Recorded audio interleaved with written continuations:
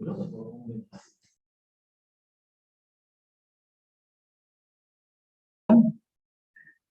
afternoon. Can you all hear me? I hope everyone can hear me. You're all welcome to today's session. I am sure we had a great time yesterday, but we'll be starting the class now because it's 12, and one of our brand equity is to be on time. You're welcome to the free cybersecurity training in partnership with the Federal Ministry of Youth, Sports and Development. My name is Olubumi, and with Academy Halogen, the subsidiary of the Halogen Group. Before we dig into today's session, where of course my colleague will be taking us on the session that we all enjoyed yesterday, I quickly want to just say this, that please subscribe to the channel that you're currently watching, and you can, by extension, also subscribe to Halogen's Group's channel on YouTube as well, so they can get frequent updates on many other programs that we'll be offering as we proceed. I'm sure, as you all know, the training started yesterday. It's going to run again through today and, of course, into tomorrow, Friday. And on Saturday will be our tutorial session where you can ask all the questions you want to ask, and as well as the assessments that will qualify you for the scholarship program. Of course, it will be only those who pass the assessments that would have the opportunity to be qualified for the scholarship program. Just a quick one, I would like to take us through some of the things that we did yesterday, a quick review or summary of what happened in day one. We discussed a bit on the history of the internet. We also looked at what is security, why you need security, what is cybersecurity. We looked at cybersecurity management. We looked at incident response to cyber attacks, features and components of cybersecurity. I'm sure a lot of you remember the CIA triad. That was quite interesting to us as well. We looked at introduction to hackers and types of hackers. We noticed a lot of comments around this area, consequences of hacking, terminologies and common attacks in cybersecurity, top things you need to stay safe online, fundamentals and building blocks of security and privacy. I am very hopeful and that we gleaned all of the details that was required for this. One of the advice I would give to every one of us here today is please get a quiet place and get the writing materials and take notes. It will be very helpful. What we did was to allow the content of yesterday stay online up to this very morning so that you could, refresh yourself. And we will give that same privilege again today, but it will be very helpful you take as much notes as you want to take. If you have any questions, there's a link that will be shared by my colleague, Bankole, when it comes up. But you can also make use of the chat box where you can just type your questions. We have our colleagues who are picking up these questions, and they'll be attended to on Saturday. For today, that is Thursday, the 1st of September, I should quickly say a big happy new month to every one of you. We're going to be looking at understanding cyber attacks. We'll be looking at familiarizing with networking, familiarizing with applications, hacker toolkits, social engineering attacks and mitigation strategies. We would also look at password cracking and mitigation. I'm sure a lot of us are excited about that possibility. We'll look at web exploits. We'll look at threat tactics, malware, which is a very common attack feature on most systems. We'll look at attack kill chain and attack vectors. All of these terminologies will be explained in the course of the session. We'll look at we'll have a deep dive into the dark web. A lot of us will probably watch CIA movies and we hear of the dark web and what does it really mean? What does it entail? You would get to understand all of that today. We'll also look at physical attacks, indicators of compromise, tactics, techniques, and procedures. We'll look at the man in the middle of the attacks. Who is he? What is his identity? Then we'll look at finally Windows hacking tricks. Now, unlike yesterday, what we will do today is that we're going to break the sessions into two parts. This is for two reasons. Number one is to give our Muslim brothers the opportunity to pray. And the second reason is to give us the time to digest what we have learned. So, of course, the session will run between 12 and 1 p.m. From 1 p.m. to 1:30 p.m. will be a break so that our Muslim brothers can pray. And you can use that opportunity to digest what you would have learned. And then by 1:30 p.m., we will come back again on the same link. The link will not be changing, the link that has day 2, and then continue from 1:30 all the way to 2:30. For tomorrow, it's going to be a different format, noting that we'll be having Jumat. So the class will run from 12 p.m. to 1 p.m. And then from 1 p.m. to 2 p.m., we'll break, and then from 2 p.m. to 3 p.m. But of course, at the end of today's session, I'll be back to reiterate some of the things I have said. Remember what I've said, 2 very key things. Please get a pen, get a paper, get a quiet place where you can maximize the learning for today. And also, please remember to subscribe to the channel. And by extension, please subscribe to the Halogen Group channel as well. At this point, I would, of course, be handing over to my colleague who will be taking us into the main session in itself. Welcome once again, everyone. Thank you for joining in.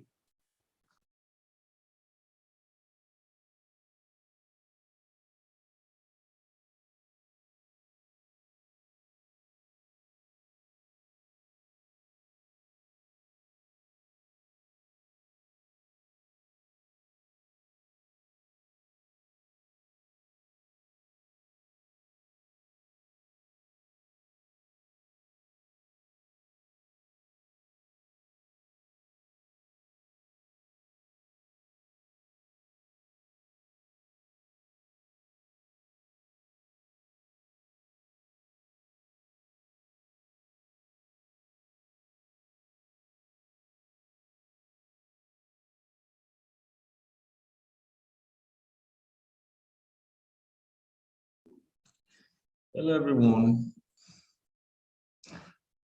Welcome to today's session.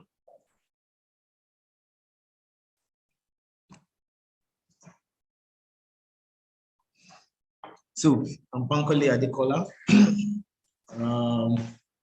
Hope you guys enjoyed your class yesterday. Hope it was exciting, and I hope you've practiced or tried to look up on some of the things that we discussed yesterday. So today I'll just do another. My colleague has done a recap, but okay. So I don't think there's really need for us to go over all that. To go over what we did yesterday again, but maybe for the benefit of those that were not around, I might just do a very brief one. What is security? We explained what security is. I told you there's no specific definition, so that's fine. And then cybersecurity is the process of protecting our assets and also, from attackers, and also making it secure, And then features of cybersecurity, where we discussed confidentiality, integrity, and availability.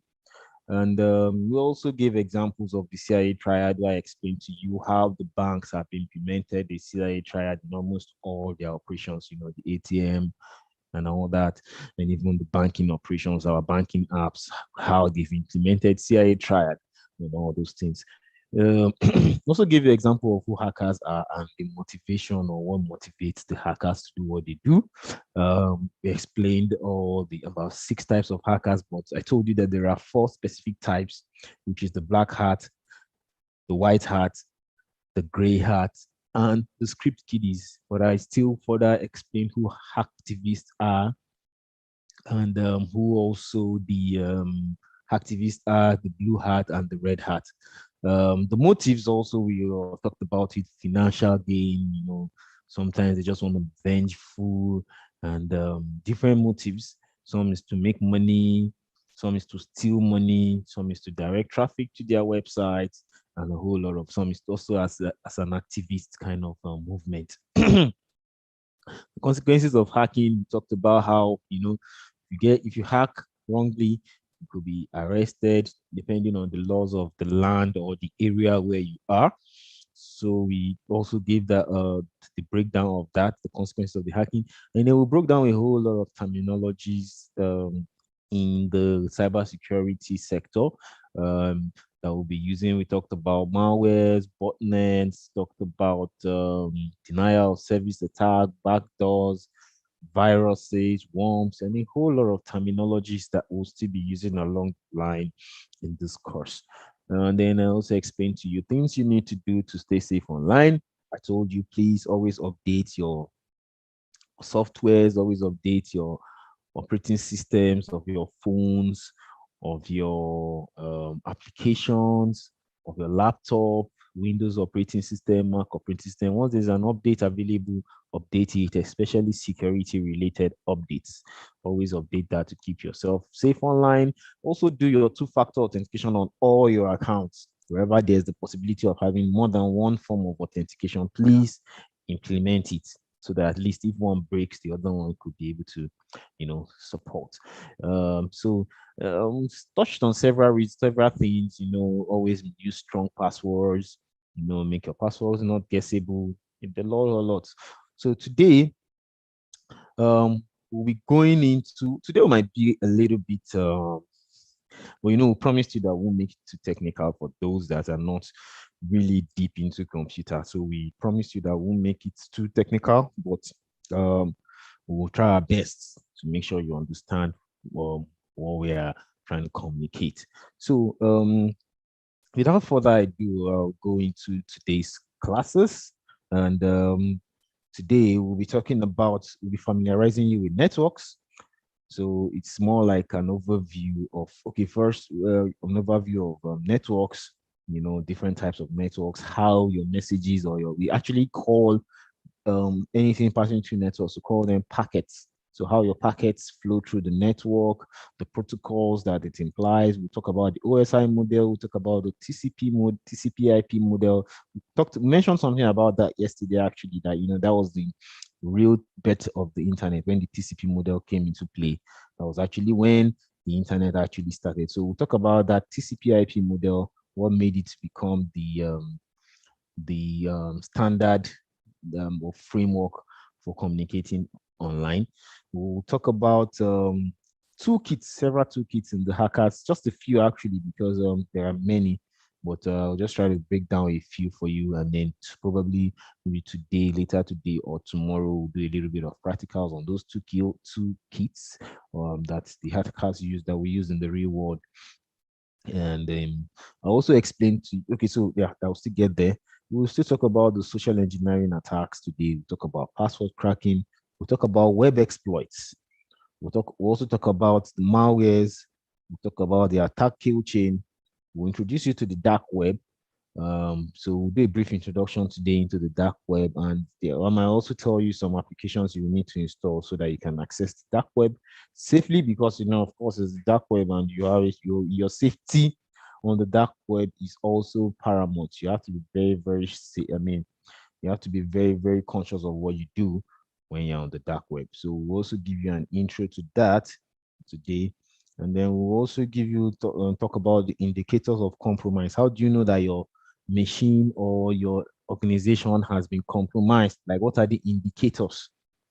What indicates that you've been hacked? Because sometimes a lot of people are hacked and they don't even know. So we'll be explaining to you what are the indicators of compromise, and also talk about some tactics by attackers.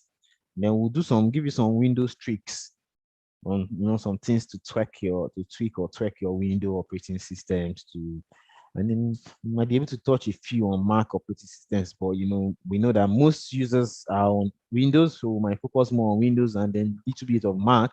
And I'm not too sure of the users that are on Linux operating systems. We'll also give, so when we are installing Linux, actually, I'll give you some tricks on the Linux part of it. So Linux is usually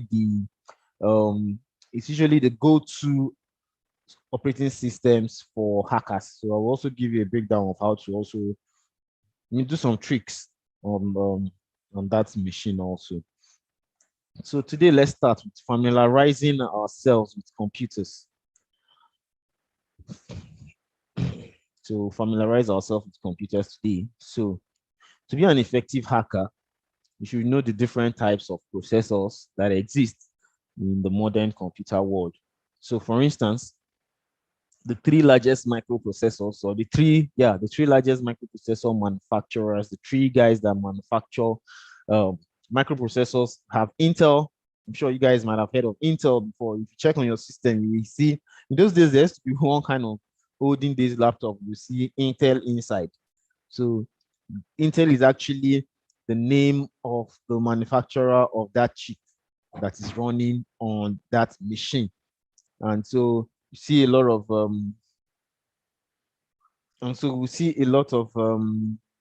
machines. Most laptops in Nigeria are actually Intel. Um, I think they're like the major one, that like the number one. They also have another one called AMD. AMD stands for American Micro Devices. So I think one of the major fallbacks of AMD in Nigeria is the temperature. It's actually a processor that actually overheats sometimes if the temperature is not conducive for it. And so that's why you might not really tend to see a lot of them here in Nigeria. But it's also a very, very good processor, equally as fast as the Intel processor. We have one last among the top three. We have Motorola. That's very, very uncommon. In Nigeria here, we hardly use the Motorola um, processor, but well, it's one of them, and it's good for you to know it just in case you have to do hacking on processors. So it's good to know all the processors and also know their capabilities. Even it also helps you when you're trying to buy a laptop for your own personal use, or you're trying to recommend laptops for people. I get a lot of calls sometimes. What kind of laptops can I buy? To be able to hack or to use for this hacking, or even some people just call randomly that this is what I do. I need this type of what kind of laptop will be good for it? So it's also good if you have the knowledge of all these processors, what they do, the RAMs, RAM size, we talk about the RAM size also, and the processor will have the Core i5. Of course, the higher the core, the faster. That's what we always think, but that is not always the case. We have the Core i3, Core i5, Core i7, and there's even the Core i9. But there are some things you need to look at when you're buying. You don't just look at the core. We have the generation of the laptops. We have the generation of that processor. We have the generation, which is what you see immediately after you see. If you go to the system settings and you go, okay, you can just go to the bottom left corner of your system, the Windows button, and then you right click on the start, and then you go to system, get the system information also. That's one of the shorter ways. There's also a code. There's also you can also type and get there to system information. Once you click on your start button, just type system information. When you see it, you see Core i5 or maybe Core i3, and then you see a number in front. So the first digit, the first letter of that number is the generation of your processor. So for instance, you see a Core i7, and then they will put something like 7,910. So that's a 7th gen. You see something like Core i7 9,720 something. So that means that's a 9th generation. But when you now see something like 7,000, 10,000, that's a 10th gen. And so the higher the gen, also the faster. But one other thing you need to consider for computers also is the clock speed. That's the next thing in front of the processor, is the clock speed. That's another thing you need to consider when you are purchasing a laptop for hacking. You see something like 2 points. So you see some laptops come with, like, you see it has GHz, that's gigahertz per second. So that's the speed, that's the clock speed. We actually call it clock speed. So if you have that, it's about you can see some of 1 point something. The higher the clock speed, the faster your processor will be. So that is how it plays also. So you have things to consider: the processor speed. Intel, you check, you see it Core i5, Core i7. Next thing to check is the generation of the laptop, 7th gen. So you can even see sometimes a Core i5 will actually be faster than a Core i7, or even a Core i3 will be faster than a Core i7. So because you can get a Core i7 or maybe 3rd generation, and then a Core i5 of 10th generation. Obviously, it may be a clock speed of 2.8, 2.9. Obviously, it will be faster than a Core i7 that is a 4th generation with a clock speed of maybe 1.9. So you see, sometimes it's not really about the core of the laptop, or so the clock speed plays an account of clock speed, the generation of the processor, and then one last thing also is the RAM. The RAM of the system also plays a very good role in selecting a laptop, and also the kind of, when you're also attacking a laptop, this kind of, what that laptop can actually process. So you don't go and make a payload. When I say payload here, I'm talking of a virus. You don't go and make a virus that was made to run on a very fast processor and expect it to run properly on a Core i3. So that's also one thing you check when you're trying to hack into when you're trying to hack into somebody's system. So as attackers, what we do is we're always trying to make sure the codes we are creating or we're generating, or the exploits or payloads we are generating, has the capability to run on the most minimal system. Because one other reason how people know that their system has been attacked is when the system gets slow. So if your payload slows down a system, then you know that there's a possibility that it will not write properly because the person will know. And that's why sometimes the virus will be on your system for years or on your server and you won't even know, because it has been crafted to suit the architecture that you're running. So I will show you a whole lot of ways you can actually know what kind of processor or the capability or the how you can know the system spec just by sending a simple command to somebody. I think we'll talk about it today, but we'll practicalize it tomorrow. So you you just get the person's IP address, push some commands. The other one is ethical, so don't you can just push some commands, and you get the system information remotely of that system, and so you can know what to do, how to, So yeah, one good system to buy is something from, I always advise 16 gig and above, but if you can't work with 16 gig, probably because of financial limitations, then just go with your 8 gig or yeah, 8 gig to redo. But the higher the RAM, the faster your system will run. Some people go as high as buying 32 gig, but sometimes any RAM higher than, I think for laptop higher than 32 gig, the rest is just a waste, except if you're really going to use it for maybe graphic processing or some video editing. Yeah, that's where that's. So, but for hacking, 16 gig is good enough, even 8 gig, depending on the speed.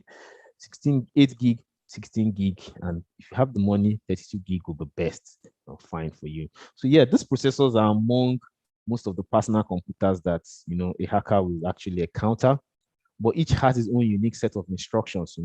So that's why I say you always have to know what it is. Although most hackers really have to deal with programming language on the machine level, but a very sophisticated hacking will actually require an understanding of the different kind of processors and the kind of instruction sets that each of them run on. So some processors are programmable, by the end user. That's by you yourself. You can actually program your processor. It's not like Intel and AMD that comes pre-programmed. You can program your processor, and that kind of programmable processor is called. It's not actually so common in Nigeria. You actually have to do maybe a special order, or you find it really. It's called the FPGA. It's called the FPGA, and that means Field Programmable Gate Array. So you yourself, you can trick most of those billboards you see, or some of those, they're actually running on Field Programmable Gateway Array.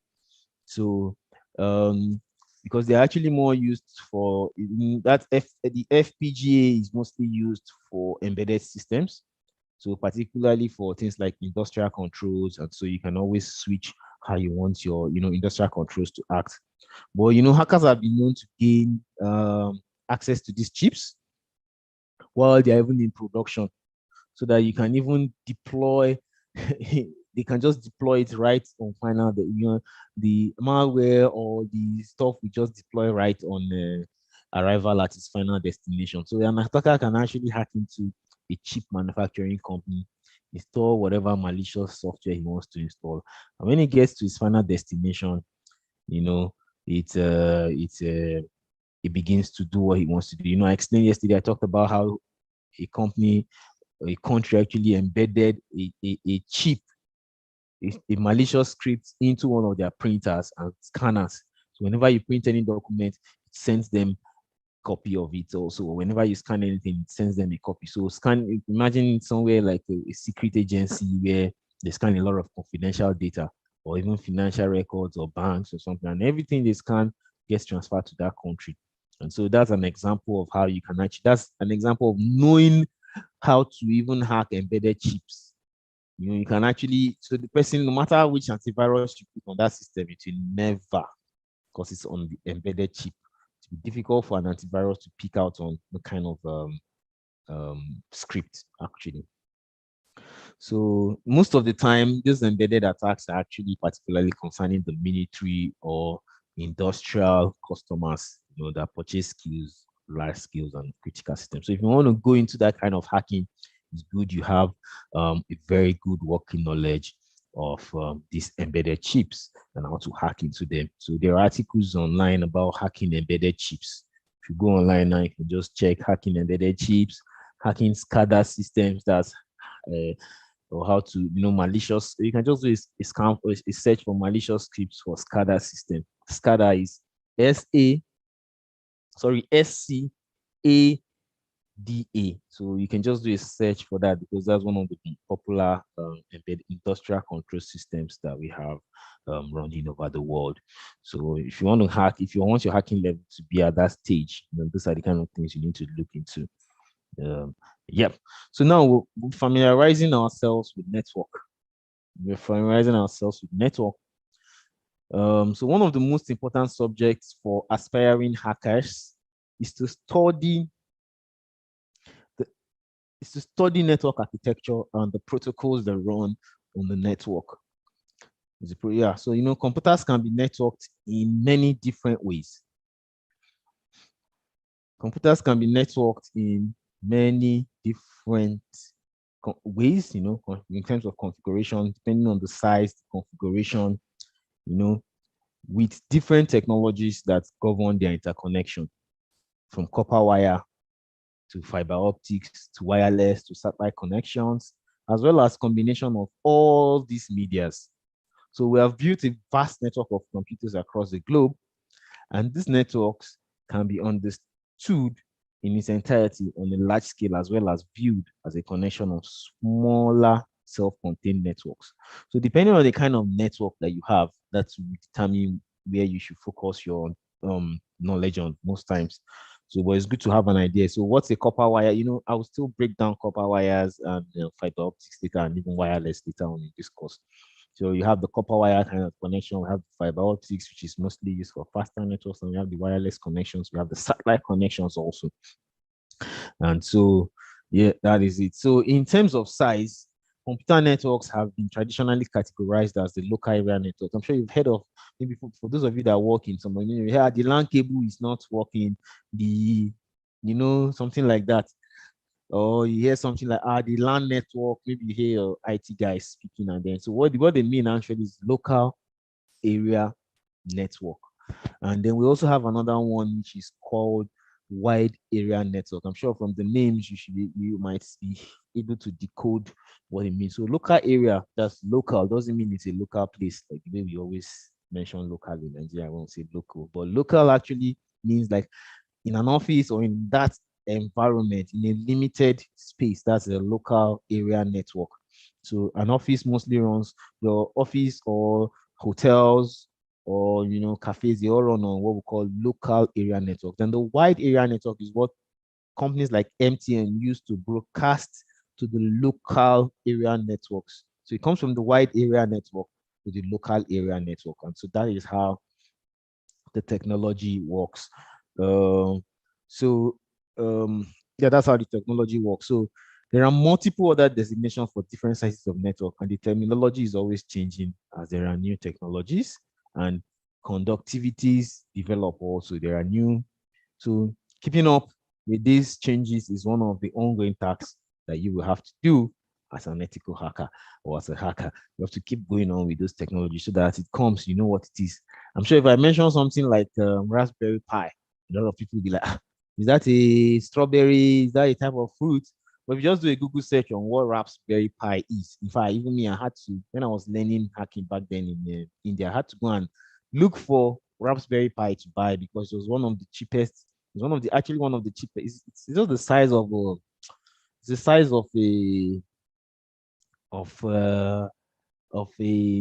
ATM card. And so imagine the size of an ATM card carrying almost, everything that your laptop has. If I knew I would have, if I knew I would refer to this, I would have probably had it nearby.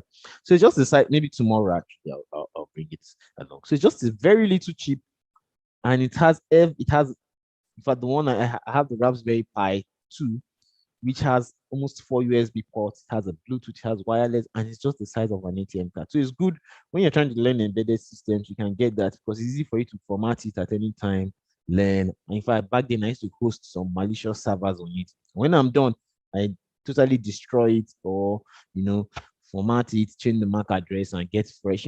So you can play around stuff like that. So as an ethical hacker, one of the ongoing tasks is always to go with the changes of things that are happening. There's Raspberry Pi, there's Arduino. So Arduino and Raspberry Pi mostly are what we use for IoTs. So if you're trying to learn IoT of hacking, those are one of the things to start with. Actually, those are one of the things. That machine can actually run on the power bank. Those machines you can just plug it to a power bank, and you have a computer running. You do your SSH into it, and impute commands. If it has a port for HDMI, that's for the Raspberry Pi. So that's one of the things you can just go to Google search Raspberry Pi. You can maybe, if your search might not be, so you can just do Raspberry Pi 2, Raspberry Pi 3, or maybe a Raspberry Pi computer, and then you can read up on it and gain more knowledge about it. So it can help you a lot. You can set up your server in-house, try to hack into it, see what works, format it again, try.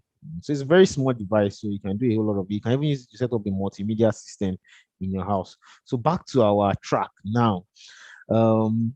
Networks also have different architectures, and this architecture is determined not only by the configuration of the different nodes, but also on the medium that connects them.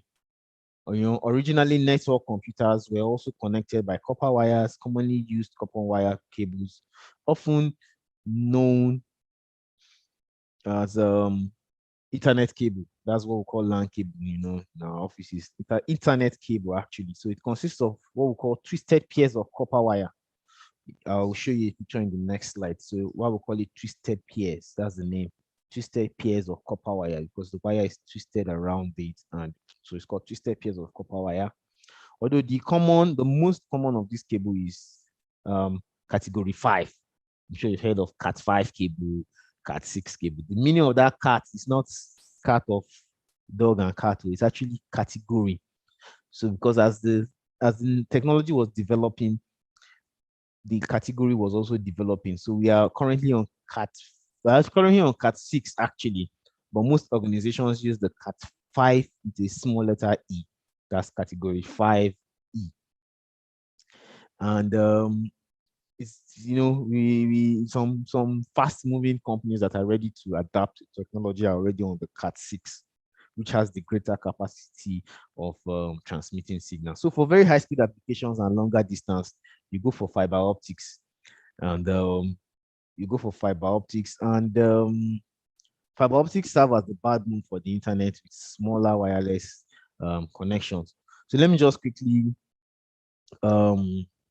so regardless of the architecture or medium of transmission, when two terminals are communicating across networks, they must do so using a common set of rules. You must do so using or you might have to put a converter in between or something. But the easiest way is for them to do so having a common set of rules known as protocols. So networking protocols have evolved from the first time network were created. We talked about that yesterday, TCP/IP, transmission control protocol. So they've evolved since the first networks were created. So in general, a network is conceptualized in terms of different layers that perform different functions. This is known as a stack. So the most common communication protocol used today are the internet protocol, that's IP. So when you hear someone say, what's your IP address? It means what's your internet protocol address, so IP address. So what's your IP address? And then we have the TCP, that's Transfer Control Protocol. Taken together, we call them the TCP/IP. And we'll still talk about this later too also. So these protocols change and standardize. These protocols change and are standardized on occasion. So depending on what it is. So it is very critical for hackers to learn these protocols and how they relate to communication between different layers of the stack. I'll explain these different layers of the stack later also. So that's how hackers actually gain higher knowledge and higher access into a system. The higher knowledge you have, the higher kind of systems you can access. You get. So that is it. So still familiarizing ourselves with those cables I talked about. I explained also. So this is the Cat6 cable. Let me turn on my laser pen so that you can see what I'm saying. So this is the Cat6 cable, actually known as the category 6 cable, and this is the Cat5e cable. You can see why they are called twisted pairs. So they are twisted in pairs. You see, this is twisted black, brown and white. This is twisted with green and green stripes. So that's why they're called twisted pairs. So they are twisted in pairs, twisted in twos. So that consists of twisted pairs. So that's it. That's how it looks actually. Category E, and so category 6 and category 5E. Category 6 and category 5E. The next one is the fiber optics cables. Have the fiber optic cables, and these ones are for very high speed applications and for longer distance. So fiber optics cables are usually chosen when you want to do something like we also have what we call the sea cable, undersea cables. So actually the whole world is actually connected by cables. There's a cable that runs from Nigeria to the United Kingdom. I think that was done by Globe some years back. There are cables that run from the United Kingdom to Germany. There's a cable under the sea that runs from in United States to Singapore, to European from the European countries to the Asian countries. All these things have, there are undersea cables that actually transmit this information, but it's very, very fast. You don't even notice. But actually, they all run on cables. It's called undersea cables. Those cables one cable is as big as maybe a truck, just a cable. It takes years or months to actually lay those cables under the sea in a secure manner. So, yep, back to what we're talking about. So we have the fiber optics, which serves as actually the backbone of the internet. Serves as the backbone for the internet because that's what most of these are fast networks are running. You see, there was also a time when networks started digging some trenches around our area. They would dig. You see them put some colored cables, just looking like what we have on this picture. So those cables are actually fiber optics cables. It's a faster means of communication. And so that is why you see that they use those kind of cables these days. It's very fast and it's also for high capacity, for carrying high capacity of information. The other one on the side, let me get my laser pen again. This one on the side is the one that we now run into our environment. And then this one is the one that will mostly run outdoor, but they are both classified as fiber cables, fiber optic cables. So when you hear someone talk about fiber cables, I'm sure you have an idea now. So so these fiber cables actually have protection layer, which is this, just in case the rubber part of it gets damaged.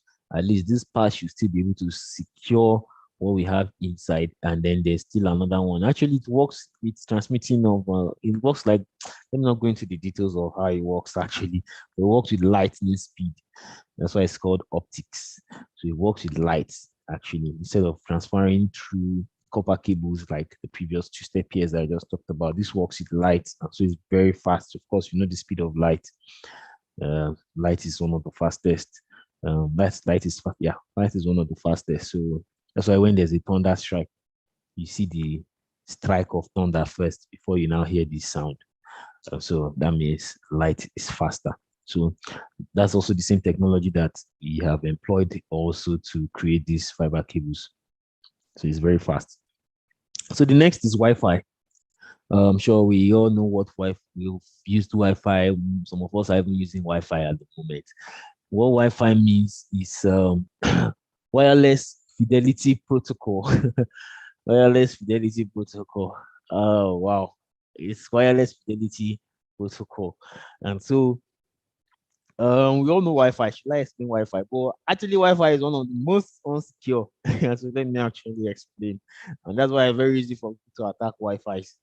Um, you know, considering the fact that it's open air, considering the fact that Wi-Fi is open air, anybody can actually hack into it because it's transmitting. So one of the major things, if you have the opportunity of configuring your Wi-Fi, like if I'm configuring a Wi-Fi for my personal use, one Simple security feature that I use is I don't broadcast the SSID.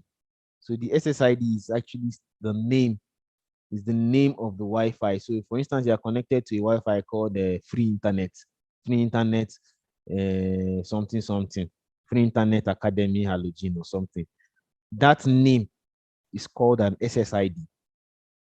We'll talk about this tomorrow, maybe when we're doing the practical, because I'll show you how to hack into some wireless networks also. So we have, so one of the simplest ways to do it is not to broadcast your SSID at all, but there's also a way from our hacking tools that even someone that is not broadcasting his SSID will be able to see. But at least for the general public or for the layman, the easiest way is for you not to broadcast your SSID. So that's one of the safest ways. But we have three major password protocols that we use when we are configuring our Wi-Fi. We use WPA. Let me start from the smallest. We use WEP, or we use free first, open.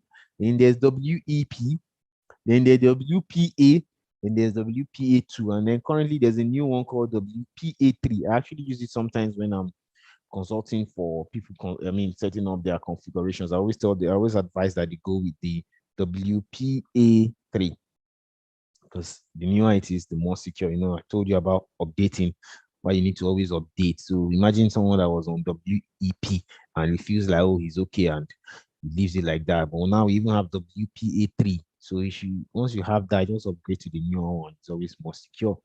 So yes, that is Wi-Fi. That's Wi-Fi. It's difficult to hack into people that are using cables because you have to now get there physically. Maybe unplug that cable, plug it into your system, or plug it into whatever device you want to use to hack, and then for it now maybe.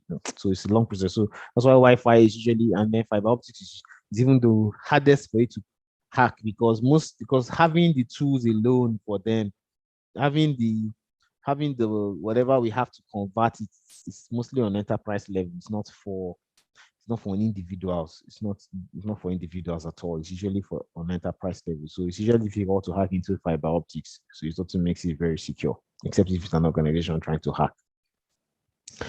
So now let's get a little bit technical, small with our networking.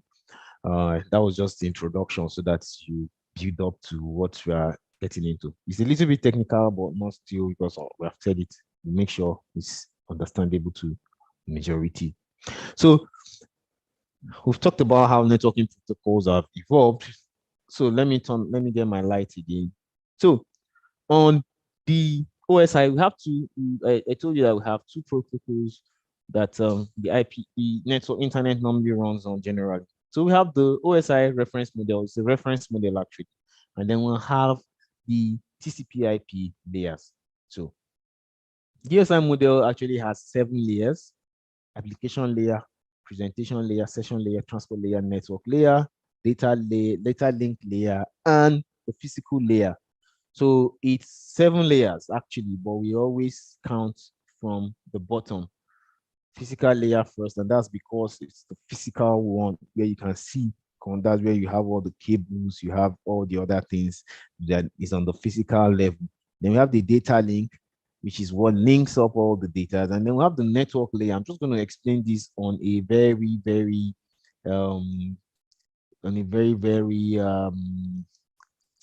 layman level so that everybody can grasp. Let's not go too technical right now. Yeah, let's not go too technical so everybody can grab it properly.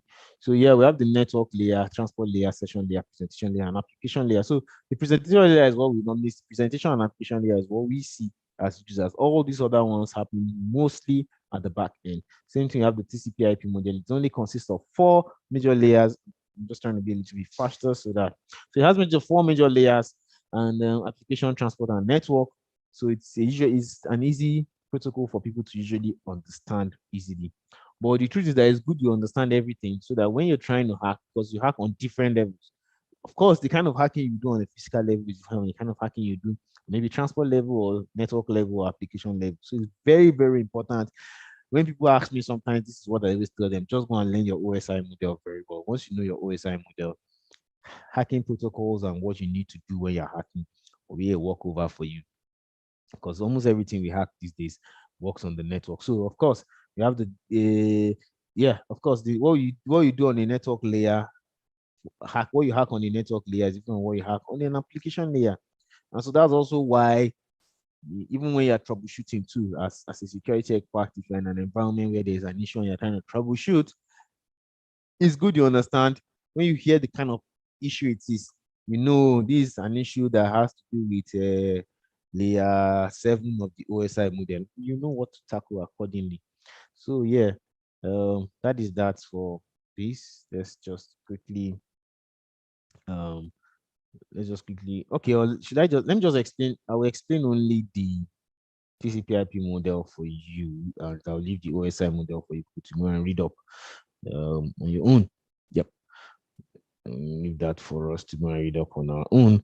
So for the network interface, so for the OSI model, or let me just do that in the next slide. So this is the this so this is how it works actually. We have the source and we have the destination. Let's assume we are the source since we are the one sending out the packet.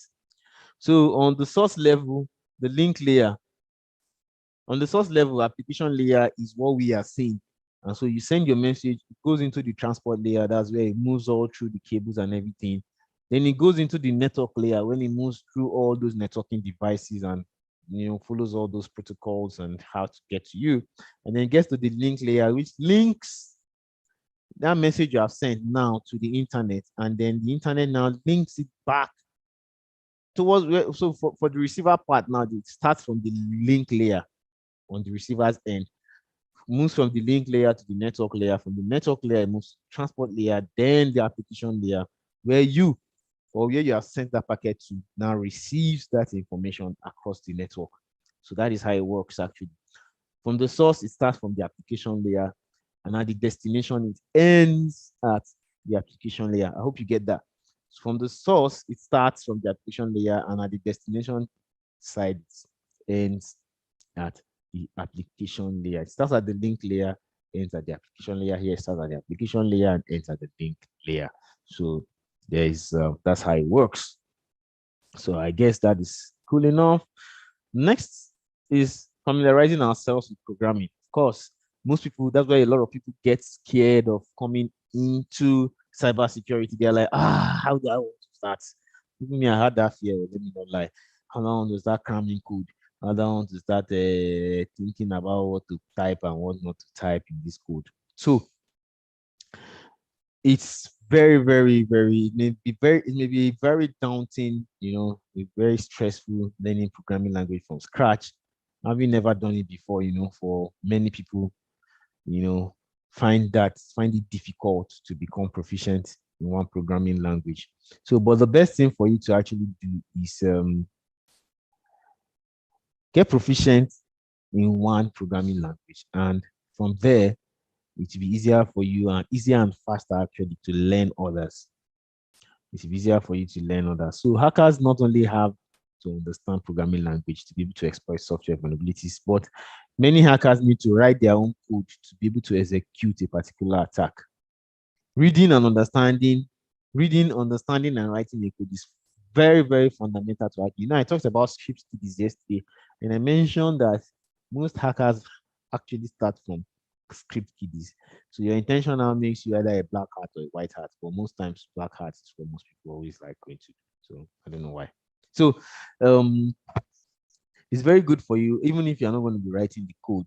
I know I told you one of the downsides of being a script kid is not knowing how your script will respond. And then even when you have pushed out your script, you don't know, some things that might go wrong. But if you are proficient enough with networking,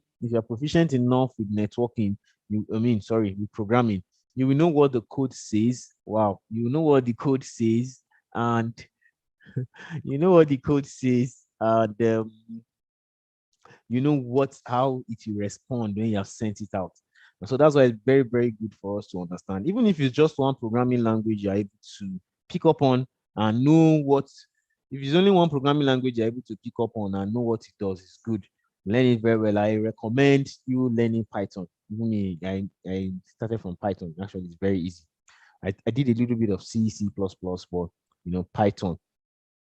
So programming language range for different machine learning. But on the binary level, you use C++ and Java. So sometimes you can just learn it if you want to be hacking, uh, you know, operating systems from scratch or all that. Yeah, but Python also helps. Well, I recommend, and Python is one of the easiest programming languages for people to learn. Um, I don't know, maybe that's my own opinion. That actually, I think that's not my opinion. That's like general opinion. But even for me, Python was one of the easiest to learn. Maybe because I knew some other languages, but actually it's very easy. What you do 5 lines of code on some other programming language, you do it on 1 line of code in Python. So yeah, I would advise you guys, if you want to dig into programming languages, you can just go through the route of learning Python. So computers are actually servants of mankind.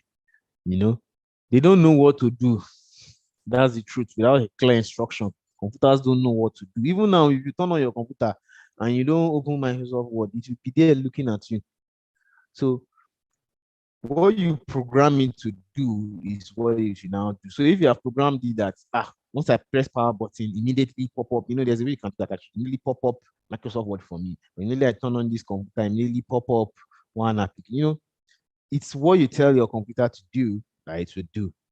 And so since binary languages are difficult, learning of binary machine, learning of binary language is very difficult for programmers, but it's also very good for us. It's also what brings us, as humans closer to that machine. So what brings us closer to that machine? So one thing about programming is that it's created by humans. It's written by people, and of course, definitely, it's subject to error. There might be 1 or 2 things that they're actually not intended, but there might be 1 or 2 things that the programmer might have, oversight. He might have done it out of oversight. Just type or even maybe a copy and paste code, and he didn't scrutinize the code properly. So you see, those errors are what we as hackers look out for when we're attempting to gain unauthorized entry into systems. Those are what we look out for. I'm sure you've heard of some cars that actually can be hacked. There's one Honda car that you can actually start using a software. So the hacker actually just went through the code and he saw that that was a vulnerability and he was able to exploit it. And yeah, that's how you're able to get access into the car and even start the car from his phone. So that's actually the job of hackers. We look for where somebody will forget something, and okay, I'll still explain that one later. So, that's how somebody will forget something, and that's what you just use as the leverage to jump onto that system. So it's therefore fundamentals for hackers to, obtain the compilers, interpreters necessary to become fluent in very important programming languages, and at least minimally fair with several others. So it's good for you to be able to understand what you're typing. It's good for you to be able to understand what you're typing so that you can always know what to adjust on. So most of these programming languaging tools are open source and freely available in one form or the other. Yeah, so you can also go around, maybe online, download one programming software. Most of the softwares are open source, like what we use for programming Python. Okay, so I'll be rounding up in the next 5 minutes so that we can go on break, and then when we come back, we'll continue in hacking toolset. But let me just round up quickly with what we have learned today, so that we don't jump into what we won't finish up. So it has become very, very important for hackers to learn to learn a whole lot of programming languages. I've advised you to do that for it. An easier part is Python, and the Python development environment is free. It's open source, so you can always get it for free. There's no payment at all. So get videos, get articles around, and try to learn Python. One thing about Python is that it's very good for automation, and it saves you a lot of time also. So you can just automate that. Okay, when user clicks Z, kindly send, you know. So that is one good thing about Python. You can even create a Python code that says automatic shut down my computer whenever somebody opens a VLC player, or whenever somebody clicks on one app or something. Very easy, and all those things will not take you up to even 3 or 4 lines of code. So it's very Python is one of the best tools even for people that are into system administration. They use Python a lot also. So it's one of the tools that is very useful for us to use. I mean, it's very useful for us as hackers. So I'm coming. So yeah, I think it's almost time for the break. So let me not jump into the new topic. I won't be able to round up. Let's respect timing. And so the next things we'll be talking about today will be hacker tool sets, the tool sets for hackers. So we're breaking down a lot of tool sets for you when you're back from the break. We talk about several tool sets. Let me not break the shell yet. So yeah, when you're back, we talk about backward cracking tools. We talk about social engineering tools. We talk about vulnerability scanners. I'll give you some real life scenarios of how we've used all those things and how it has worked for us on the field. And yes, so yeah, let's go on break. It's a 30 minutes break.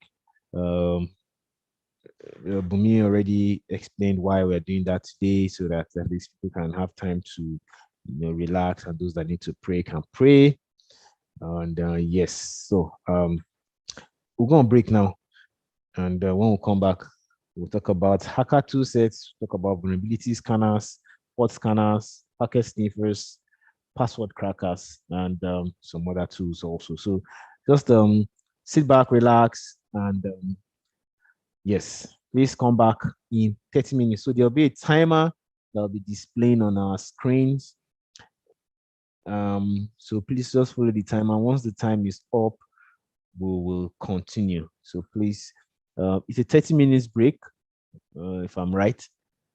It's a 30 minutes break. And so, yes, so your time starts now. I'll put a timer when we're about to start. So thank you very much. And that'll be it for now.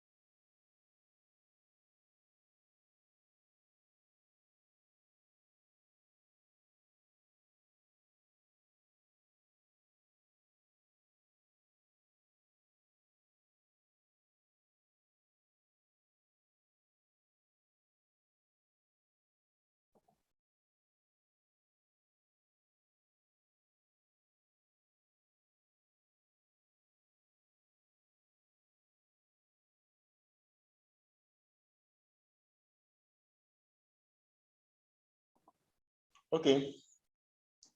Welcome back. Welcome back, everybody. So let's just give another. Let's just give another. Do I say 5 minutes?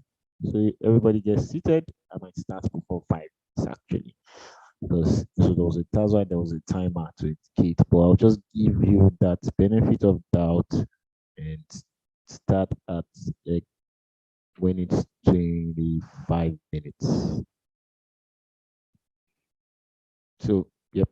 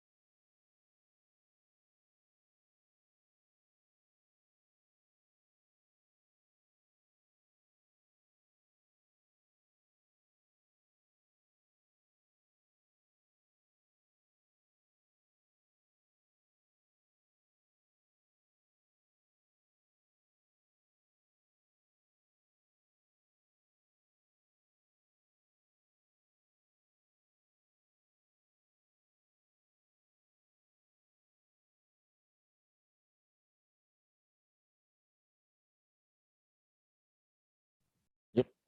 So we're back.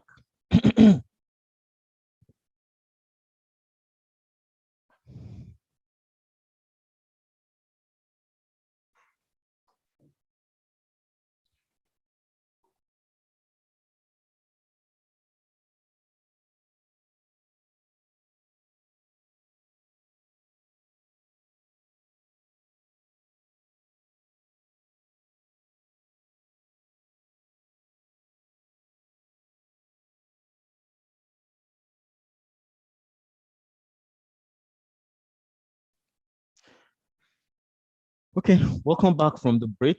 I'm sure everyone has stretched out a little bit. Those that want to eat have eaten. Those that went to pray have prayed. Those that have recapped on what we have spoken about, I'm sure they've also done that. So welcome back. And let's continue from where we stopped.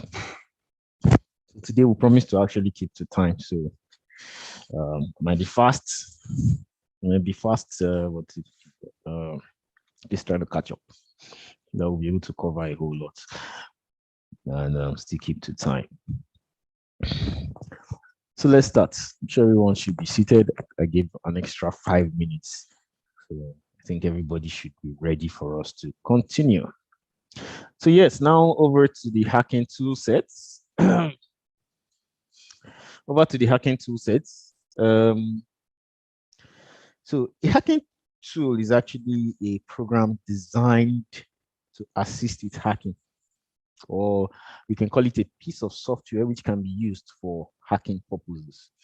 So that is the definition of a hacking tool or hacking tool set. So it was actually designed to assist. Not to your knowledge of how to manipulate those tool sets, it's also going to be an added advantage. And examples of some of those tools include Nmap. So most of these tools I'll be mentioning, okay, yeah, I'll tell you which ones are paid and which ones are for free. So in IT sector or cybersecurity sector, generally we don't call free tools. We actually call them open source tools, which means the source code is open for people to always come and suggest and edit. So we call it open source, and the paid ones are called closed source. So tools like Windows operating system is a closed source. Mac operating system is a closed source, but you see Kali Linux operating system is an open source. So get those terminologies, open source, closed source. So most of the tools I'll be breaking down for us today will be open source tools, which are free tools for anybody to be able to download. They're free, they're online, and they're everywhere for us to use. So one of the examples of these hacking tools is Nmap. Nmap is an open source tool. It's free. It comes pre-installed on Kali Linux. We will be installing Kali Linux in our session tomorrow, and we'll be using some of these tools. Nmap. Nmap is one of the tools, but for the Windows version, we have ZenMap, ZenMap, ZenMap. So that's the Windows version. It's also free on the Windows, but it's not command line interface, like it's a graphic interface version, GUI. So as compared to the one on the Mac, on the Windows, on the Kali operating system.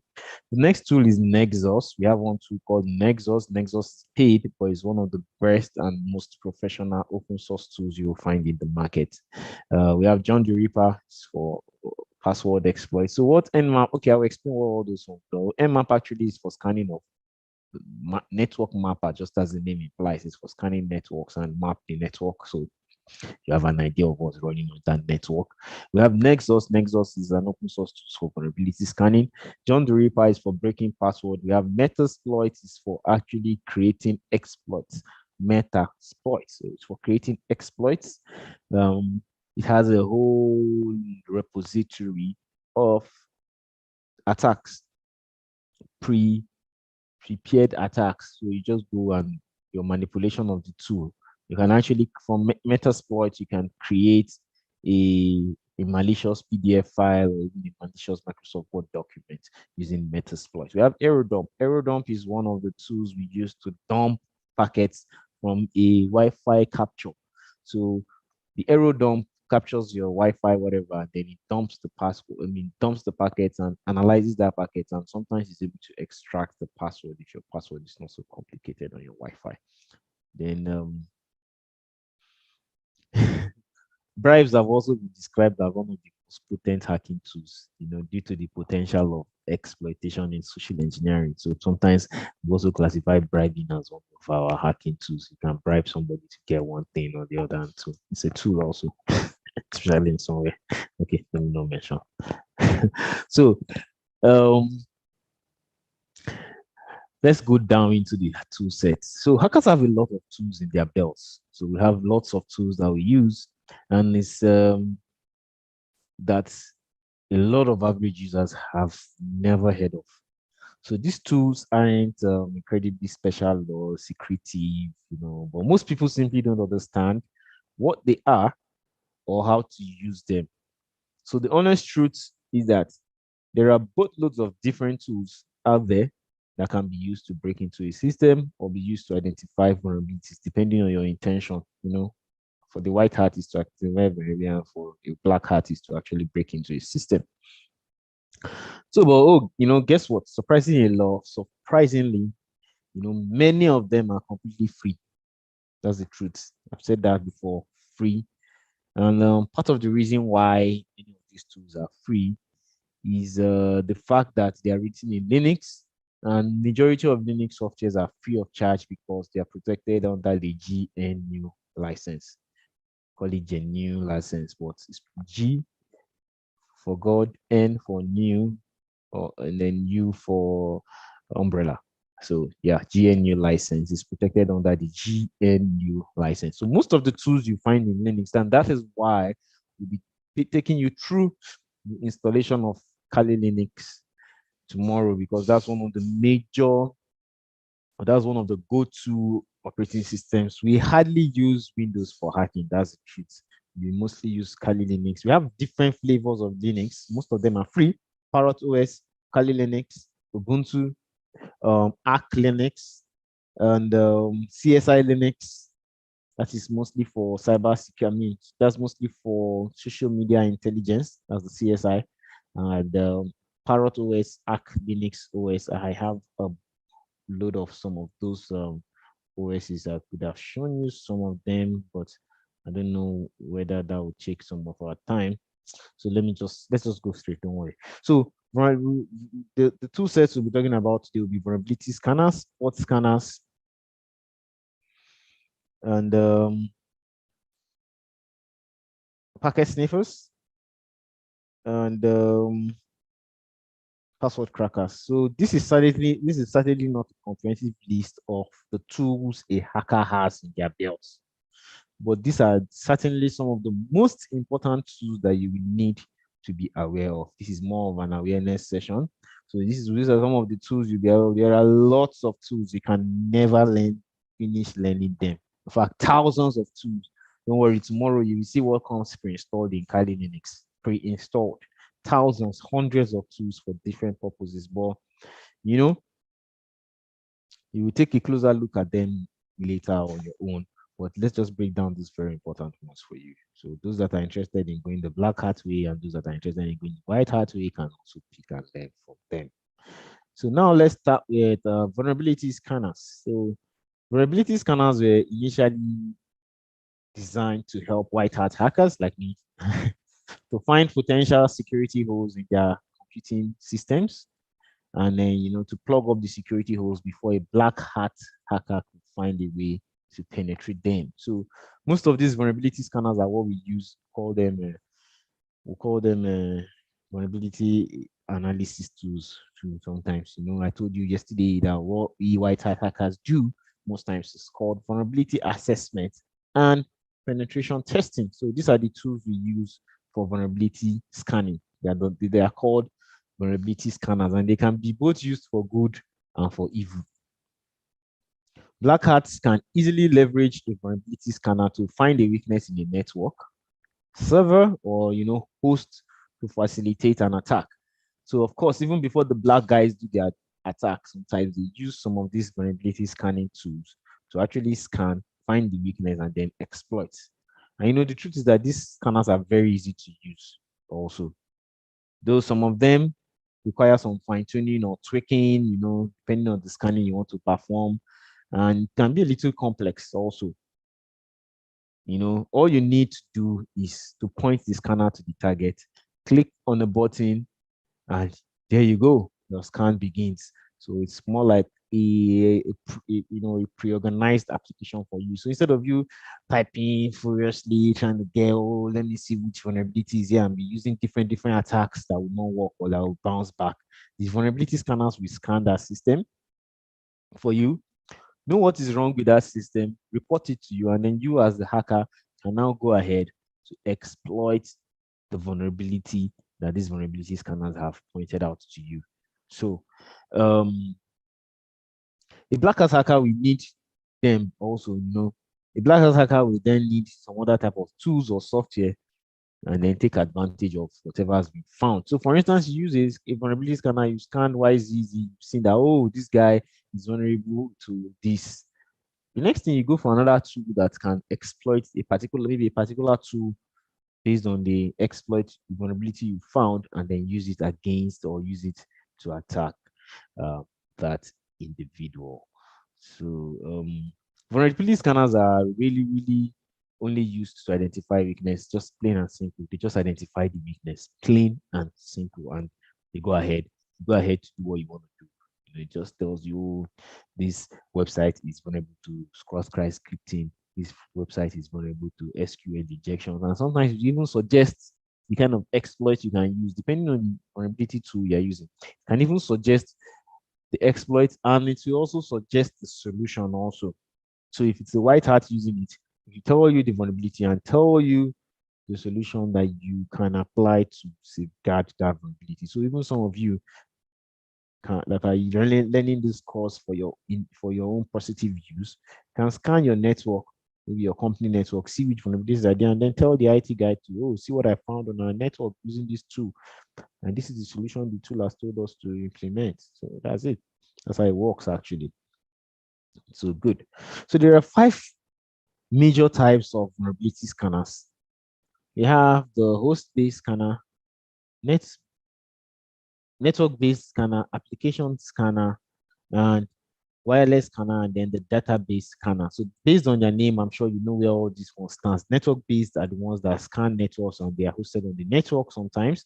You have the host-based, which you install on what you want to scan. So there's a particular Linux scanning tool that checks for how hardened your Linux operating system is. There's a tool called Linux, Lynix.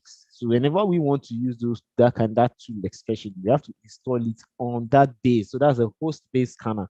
Install it on that base and then scan that system. So more like even our antiviruses can be referred to sometimes as a host-based scanner because it's on the base, it's on the host, and it does the scanning from that host. We have application scanners, which are just used to scan applications, know which vulnerabilities are on that application. Some are specific to some specific applications. We have what we call WP scanner, which is used only for WordPress. So that's it's application specific. SQL mapper is the only application that have been used built using SQL. And that's how it goes. Wireless scanners are used to scan wireless networks for vulnerabilities and the possible exploitation of those vulnerabilities. Database scanners are used to scan database, just like the SQL mapper I explained to you just now. So that that's an example of a database scanner. We have several other ones that so that's it. So what are the pros of a vulnerability scanner? Like, what is the advantage of using a vulnerability scanner? One of the major things is that they make your systems more secure by identifying the weaknesses that an administrator or security expert can then address and take care of. I said that you can use it to scan the network and then tell your system and network administrator in your office, or maybe even you're lodged in a hotel, you can scan the entire network of the hotel. You see all the people connected, see the kind of servers they use, and then if you are using a vulnerability scanner to tell them that, okay, this particular server is vulnerability to XYZ. So you can just write a small letter and present to the IT guy. You want to collect money. I don't know, but they might not pay since they didn't engage you from the beginning. So if you want to do it pro bono, do it pro bono, or use it to search your own home network. Even scanning, sometimes I've been asked a question: is it legal for me to scan somebody's network without the person's consent? Since I'm just scanning, well, I don't know. The truth is that it depends on the person. If the person chooses to take it up against you, man, I don't know where you guys might end. So, but it's debatable. Sometimes it's legal, sometimes it's not. So it's in the middle. And so the next one is next advantage is that it mitigates the risk of a hacker taking advantage of that system, and that's because you have done the work of a white hat hacker. You've seen it, and you have told people that, oh, this is existing, or fix it up. So before an attacker uses almost similar tools and notice that, oh, this, yesterday there's a tool called Shodan. There's a vulnerability tool called Shodan. If you just go type it, it's spelled SHODAN. SHODAN.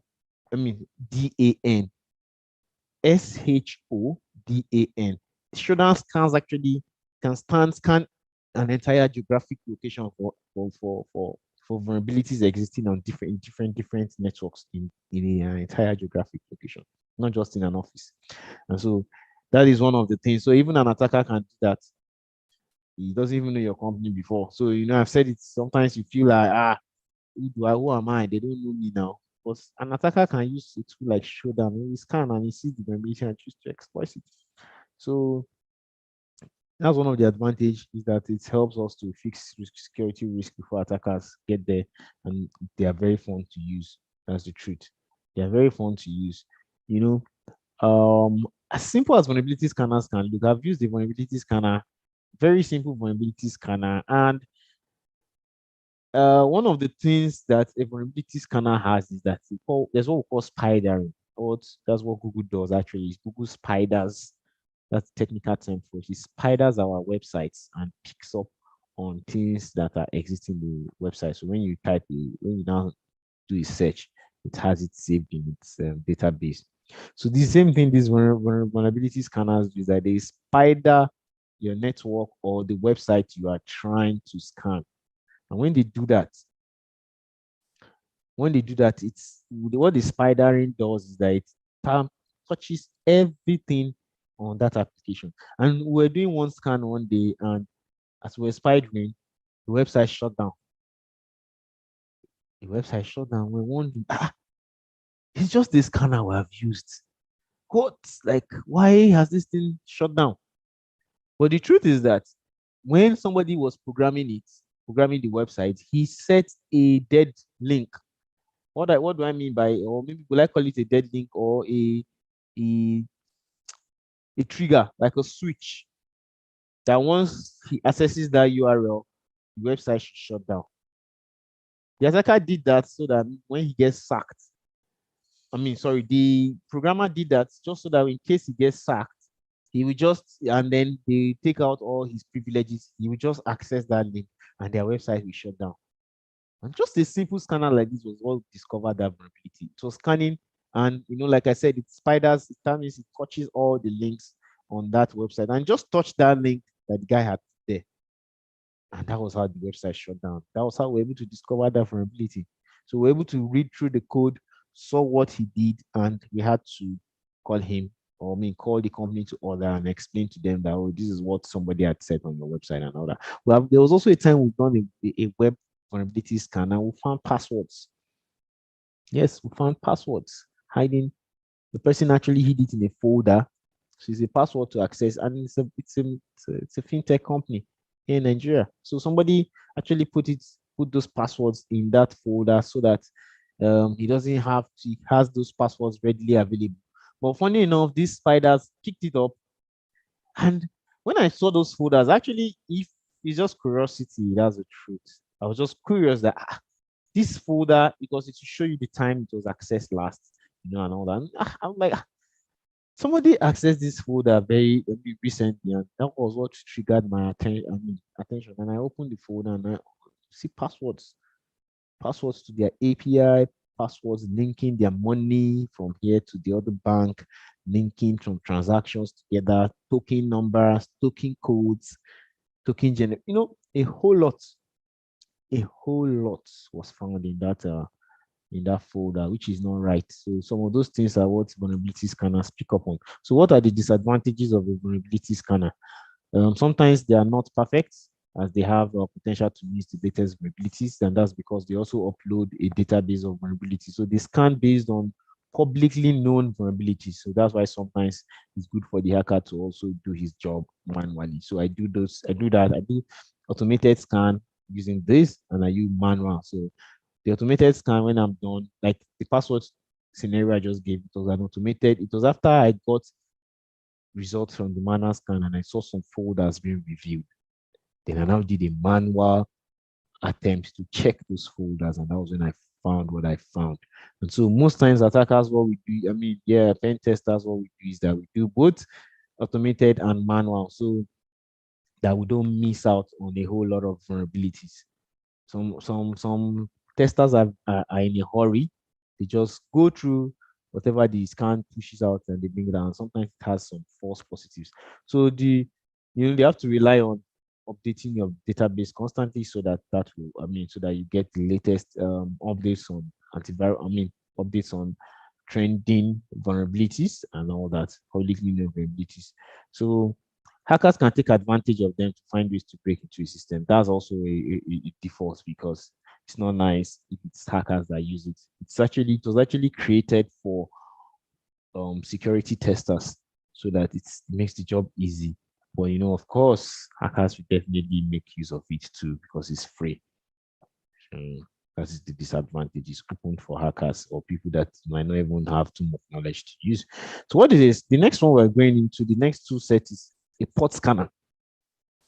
A port scanner, a port scanner is basically a software utility that can be used to determine which port a host is accepting connections on. So for example, if I wanted to see if I could pull up a web page from any host on my network, for instance, web pages they run on 80 port 80. All I'll just do is to scan my subnet. Maybe I'm in a, I always like using hotel as example because I feel that's one of the largest pieces that is free, or maybe in an airport where I see one internet network I'm connected to, and then I connect to the network and I decide to scan. Okay, let me see if these guys have posted one web page on this same network that I'm on. The best way to do is to just scan for ports that are port 80. Once I see that the port 80 is open, then I'll know that, okay, there is a web page that is hosted here. And I can now probe further and know what to do next. So this information is usually obtained from a port scanner, and it could help us as attackers to read between the lines. Like I said, if I see port 80, if I see port 443, I know that, oh, SSL is running here, or I see another port that is well-known port. It just gives us that idea that, okay, this is what is running here. They have a database server on this network, they just from the port numbers. So that's why port scans are very, very important. So if a port scanner showed you that there's a port 9100 open, 9100 is that's a port for printers. So of course, I could just reasonably assume that the host has a printer or a print server. So, and you know, I know, printers are boring. Yeah, quite all right. Printers are quite boring for us as attackers, but we have ways of using it actually sometimes. I've used a printer to actually hack into an entire company before. Sorry. I've used that to hack into an entire company before. So printers will be quite boring to us as attackers, but it is also amusing to think that I can just choose to print something in my neighbor's printer. Maybe I'm attached to my neighbor's network, or even in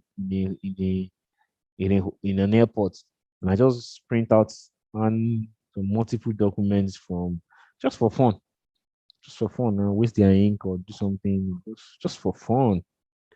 So that's how it is, yeah. But just think of the concepts, about the concepts. That's why I gave you that example. But just think of how far an attacker can go having that concept. So I know that, okay, these guys have a database on the same network, and I know what to do to probe further. So it's like a help. I can now probe further and get what I need from that network. So yeah, that's it. Enough of the black hat thinking. Now let's take a moment to consider things from let's take a moment to consider things from the perspective of a white hat. So an ethical hacker could actually use the ports to verify what is running on the networks, and know which ports should be closed and which ports should be open. So it's actually very useful. It's a very useful verification tool used to prevent vulnerabilities also. The next two sets I will want to talk about, or that we'll talk about right now, is the packet sniffer. So basically, packet sniffers are they are invaluable tools that are able to capture and display all of the information that is flowing over a cable or transmission medium, such as a wireless interface. By using a packet sniffer, you'll be able to see in great detail all of the conversations that computers are having with each other. Yeah, that's the truth. You can actually use a packet sniffer. It's like a dog, a sniffing dog at an airport. He knows he can use his nose to sniff, even if you put cocaine or you put any hard drug or whatever in your bag, the dog will be able to sniff it and know even without opening the bag. So that's the same thing a packet sniffer does. It's a sniffer, so it can sniff on the details in your network. I know what you're sending from computer A to computer C or Z. You can see connection attempts, you can see file transfer, you can even see Google searches that people are making. You can do that with the use of a packet sniffer. But packet sniffers are especially dangerous when the data is being sent in plain text. That's why we always advise encrypt your data whenever you're transferring it on an open network, especially. So, which is another way of saying that the data isn't, when they say the data is in plain text, it just means it has not been encrypted before sending to the host. So, for example, if you're sending your username and password and they are not encrypted before being sent to the server, the server, a hacker can actually sniff on it, can leverage on that packet and sniff to capture your username and your password, and then he knows what he can do with it later. Use it to log into whatever account that those credentials belong to. But some packet sniffers, such as Wireshark, are very difficult for newbies to read because they simply don't understand how various protocols operate. That's why I explained protocols to you initially. So because we have one of the popular packet sniffers is Wireshark, Wire, and Shark. The name Wire, WIRE, Shark, SHARK. You can Google that also. Wireshark is also free. It's free open source tool. You can download it, learn how to use it. It's very simple to use, trust me. And for those of you that have a little bit of knowledge of networking, you will see what I mean when I say it's very simple. You can be able to even see the nitty-gritties of a traffic. Yes, you can use Wireshark to even copy all the Google search people have been doing, even the images that people are downloading across the network. You can be able to use the Wireshark to streamline and say, okay, I want to just see all the images passing through this network. I want to see all the port 9,100 passing through this network, all the printers, anything anybody is sending to the printer, I want to see it. Anything anybody is sending to the web server, I want to see. You can use the packet sniffer to actually sniff out any type of data that is flowing through the network. Just all you do is go there and filter whatever you want to filter. If you want to filter it based on URL, you want to filter it based on the port number. If you want to filter based on protocol, you can filter based on the host. The options are limitless. The filter options. So I advise just play around with Wireshark. And I'm sure some of you wonder how our service providers know what we're browsing. That's because they have things like this. So if you are visiting a specific website, how was Nigeria able to block Twitter? How did they know that it's Twitter that you want to access from your phone? That's because they have what we call packet sniffers that sniffs whatever packet you're sending. The only way to avoid being sniffed from a packet is when your connection is an end-to-end encryption connection, just like what we have on WhatsApp. So because of the end-to-end encryption, it actually the data encrypts from source and decrypts at destination. And so that's why even if there's a man in the middle, he won't be able to attack you because we have an end-to-end encryption. That's also why WhatsApp implemented that kind of security measure on their platform. So the next tool set is password cracking utilities. So hackers frequently use tools called password crackers to gain unauthorized access to computers, systems. Cracking is basically the term used to describe the process of obtaining the password that is hidden. Cracking is basically a term used to describe the process of obtaining a password that is hidden or stored in a protected format. So when we say protected format here is that most times passwords are stored in hashes. I think we talked about those hashes yesterday where we talked about the MD5, SHA-1, SHA-5, 1, 2, and all the rest. So yeah. So for example, there are wireless password cracking tools that allow an attacker to gain the password of the Wi-Fi network, even without needing to know anything. Once I just see your network around, I just use one. The arrow dump I explained initially also. I just use the arrow dump to capture all your packets, capture the packets, and then try to filter out which of the packets, dump all the packets and try to filter out the hashes that could contain password. Then when I get that hash again, I move that hash again to another password cracking software, maybe John the Ripper or LOP crack, and then use it to break that hash. The next thing I'll get your password in plain text and free network for me be that. So that's how it works. So now there are many other types of password attack and methods used by several utilities. Some of you have heard of brute force password attack before. Some of you have heard of brute force password attack before. Some of you have heard of dictionary-based attack also.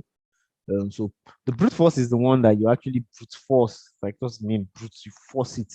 I'll just be guessing random things and be forcing it to break. And it's where we try to make sure that the computer will guess every conceivable password. To guess every conceivable password. We'll try one of those tools tomorrow also, and then or maybe on Saturday. So we'll try to hack one or two wireless networks around. So if you are nearby, we are taking this thing, turn off your Wi-Fi tomorrow. I'm just joking.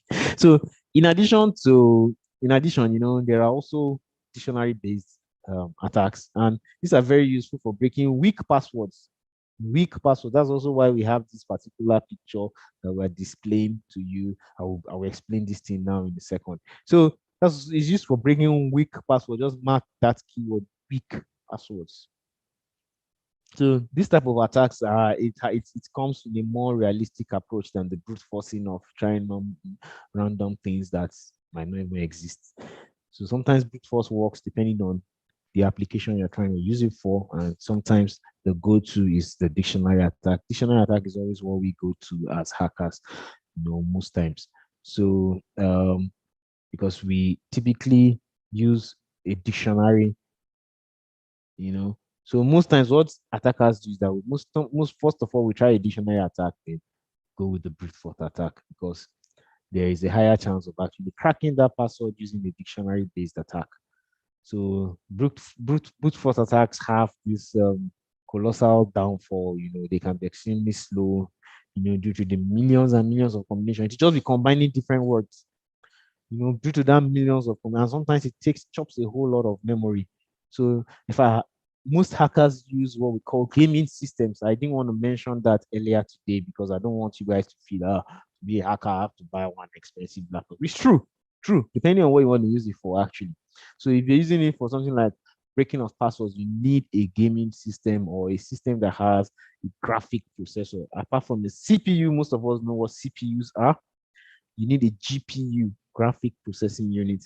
So when you're trying to crack this kind of passwords, you have to combine the power of your GPU and the power of your CPU together so that you get a faster result or faster response time, because you have to do millions of combinations, millions of trying, and all the rest. So now let me break it down for you here. This is also what comes when it comes to GPU combination and CPU.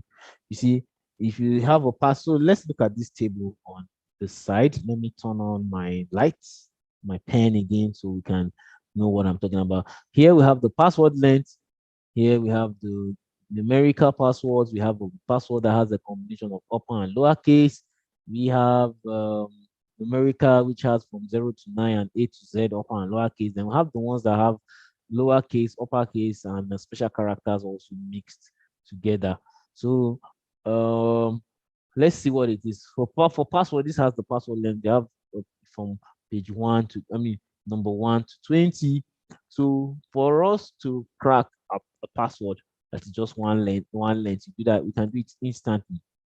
Any password that has between 1 to 5 characters, trust me. If I want to 6 characters, depending on the combination, you can crack it on all fronts. If you like, mix it with upper and lower case, as long as it's not more than 5. See, this is 20 seconds, this is 49 minutes. In fact, if you have if it's just 8 characters, trust me, in 49 minutes, your password will be cracked. If you like, mix it with 0, 9, uppercase, lowercase, special character, as long as it doesn't exceed 9, as long as it doesn't exceed 9 characters, trust me, instant breaking, or 8 characters. Once you just impute it into the software, to break it almost instantly. So that's why we always advise you to use combination, a very, very hard. I will also tell you, how to, what kind of passwords to use also. I'll explain that also just in a bit. Let me get done with this explanation. So you see that the harder the password, the harder, or the longer the password, the longer it takes. And you see, this analysis is based on some very super computers, very, very super fast computers. Not all these are 32 gig, and no, these are super computers. And then, so maybe for something like my system that has a GPU, a gaming system that has a GPU and CPU, where we see maybe 20 seconds, it might take maybe 60 seconds, just little differences. But yeah, that's to show how instant and how quick it can be. You can see when we now have a combination of upper and lower case with 10 characters, it takes us 15 days. We have it with when you mix it with uppercase, lowercase, and special characters, we take 300, that's a 10, a password length of 10 mixed with upper and lowercase and all that. It will take 330 years before somebody can break it. I'm sure the person himself will be tired now. That's also why we also advise people to always change your passwords frequently, because somebody might have copied your password hash and be somewhere trying to break that hash. You can just dedicate maybe some of his system resources and be trying to break that hash. So we always advise people to change your passwords frequently, so that even if somebody has captured your hash before, it will be difficult for the person to break it over time. So even if the person breaks it, then next thing, bam, you have changed it, the person starts process afresh. So once there's any indication of compromise on the password or any of your accounts, you just change your password. Just change your password to help you a lot. So the truth is, the longer the password, the better. So my rule of thumb is always use a sentence for your password. Don't use a word. Don't say because now password, I go use word. No, use a sentence. So you can use a sentence like, I love Ministry of Youth and Sports 2022 question mark, full stop, and a number. Just mix it up like that. Use a statement. I love my dad. I love my mom. I love mathematics. Or I'm a blessed child. Or I'm highly. Just use a word and use a sentence combined as a word. In fact, when you're even doing that, mix it up.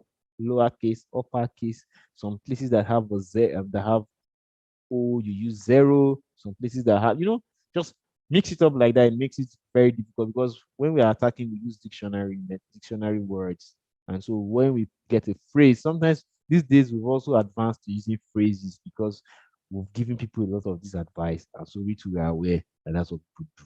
So we now mix up phrases in the dictionary to pick from here, to pick from there. So that's why you should also be creative in using those sentences for your password. Use a sentence that you can always remember also. Apart from your two-factor authentication that we explained yesterday, use sentences for your password, which will go a long way to mitigate a lot of attacks on your account. Brute force, whether be it brute force, be it brute force, be it dictionary attack. Using a sentence rather than a word helps a lot. And even that sentence, mix it up with special characters. like question mark, exclamation, open brackets, close brackets, at percentage sign. Just mix it up, be creative with it. And let's pray that we don't get cracked or hacked one of these days. The next is social engineering attacks and the mitigation strategies for them. Social engineering attacks and the mitigation strategy for them. Let me turn off my pen. So, while you have Enorial's thoughts on uh, uh, why hackers want to steal your passwords, or you think, okay, like we explained previously, that they'll be trying to break it using, trust me, there is a simpler way now that hackers will use is social engineering. It's social engineering.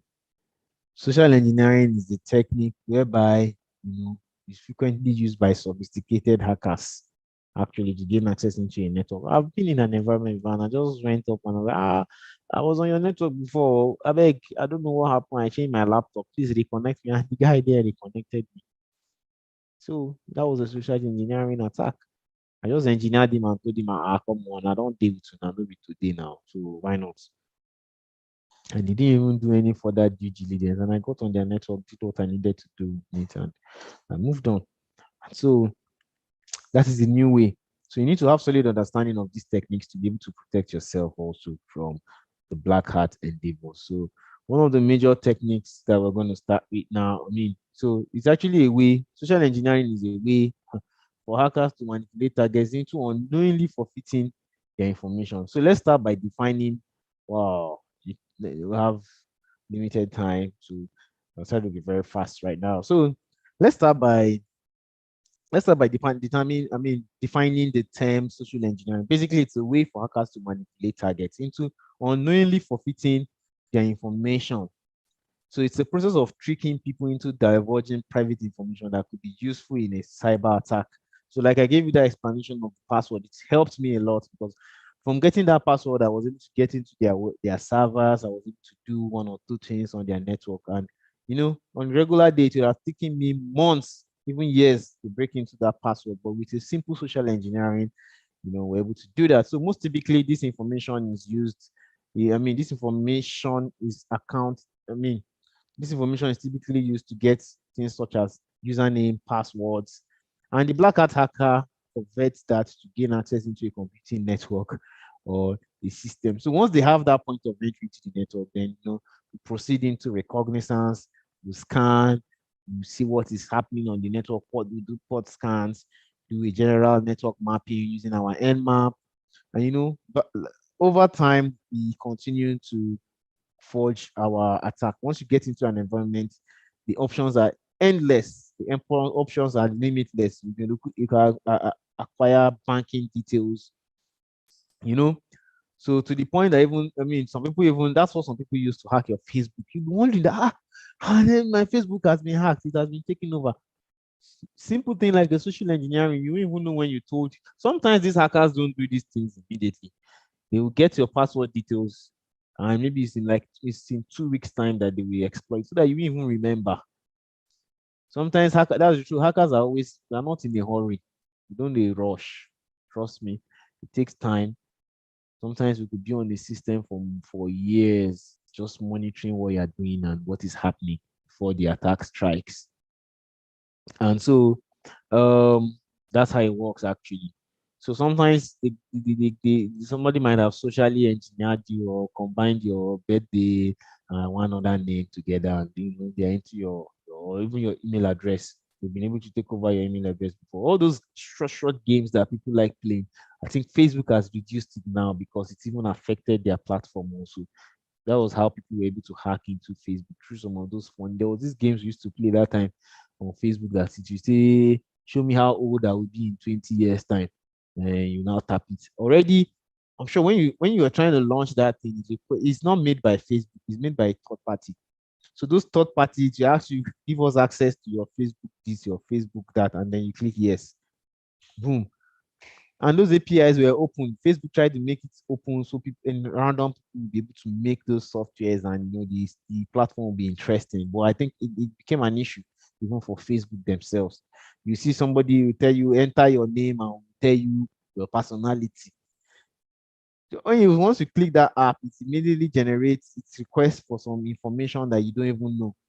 And you click yes, you give it access to your information. Sometimes even give it access to your contacts on your phone, contacts on your, and some of you even save your passwords and your credit card details on your phone. So it gives it access to your contact, gives it access to your email, just that app. I don't know what the fun is there in knowing how you will look in 20 years, which is not true. Or you say type your name, will tell you your personality. All those little things is some of those games that actually drive is for social engineering. So part of this is just due to psychology. So you always find people who are always quick to guard their personal information and question where their personal data goes to when they enter it online. But when talking about it in real life, people get a lot relaxed with all these things. So you might actually have an issue giving out your BVN to a stranger over the phone. But let's consider a short scenario. Let's say you're an accountant working in a medium-sized company. One day you get a call asking you, I mean, you get a call and then you say, there's a network issue, just like I explained to you. So sometimes, let me just quickly rush up this. So you can always trust, but always try to verify, please. Always try to verify whatever you're doing. So you should take physical security. So always verify what you're doing. Verify what you're doing. That's the truth.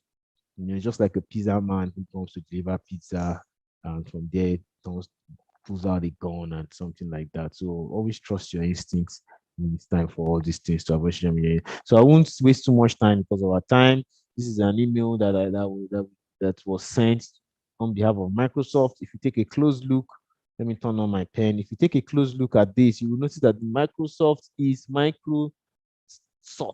It's a double T instead of a double F. So they manipulate even our most of our Yahoo boys in Nigeria do this a lot. They create a domain name and try to just switch up one or two of the sense this thing there, and you will know. You think it's a message from DSTV requesting for something, but no, that's not the case. See, this was that one from World Health Organization telling you that you have something to pick up regarding World Health Organization. Gave a very good article here, but coming down, it says you are receiving this email because you have a life count wanting with us. Sign up for more of this on Twitter. And when you click this website, you realize that it's taking you to another website. So they'll carry you go where you don't know. So you always need to be very, very careful. So there's this short story of how somebody was called, that he's been called from MTN. Actually, this was sent to one of the groups where I'm a member. So that it was sent that calling for that. Um, he was asked how long he has been using it. He told them, oh, close to about 15 years, blah blah blah. So say, have you ever received any bonus from MTN? He said no. He said, okay, the truth is that we want to, it's because you are not a member of one of our MTN users WhatsApp. People that have spent X number of years on WhatsApp, we have put them in, I mean, on MTN, we have put them in one WhatsApp group like that. And the guy said, no, he's not in that WhatsApp. We say, that's why now. Okay, so we'll send you a code now. When you receive that code, please tell us what it is. That is the code that will give you access into the WhatsApp we have created for you. And next thing, they sent him a code, and truly a code was sent to him while they were on the call. And less than a few minutes later, next thing started seeing was debit alerts on his phone. So they manipulated, and at the end of the day, the team ended up at a tune of about 500,000 plus. 500,000 right now in Nigeria. He went to complain to his bank and there was nothing they could do because, of course, he divulged a very important information. So it's likely that those guys got some of his information, basic information about him previously, and then just used it to attack him later on, and then requested for an OTP and was able to give it to them. Maybe they were using it through a banking app, and the banking app requested for an OTP, which they just manipulated on his intelligence and told him that it's a code for him to enter WhatsApp. They will never tell you what they're going to use these things for. So that's the truth. They will never tell you. And so that was how he divulged that information. And over 500,000 got pulled out of his account.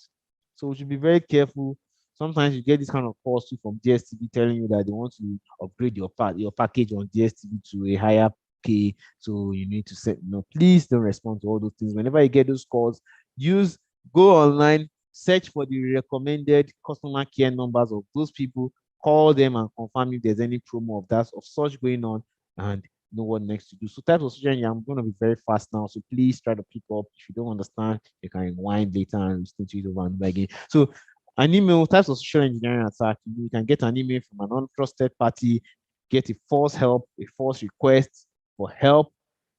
Sometimes attackers send messages that appear from a legitimate company requesting for a help. So baiting targets. So any baiting scheme is going to revolve around appearance that the attacker is offering something of value. Sometimes they'll tell you they are offering you something.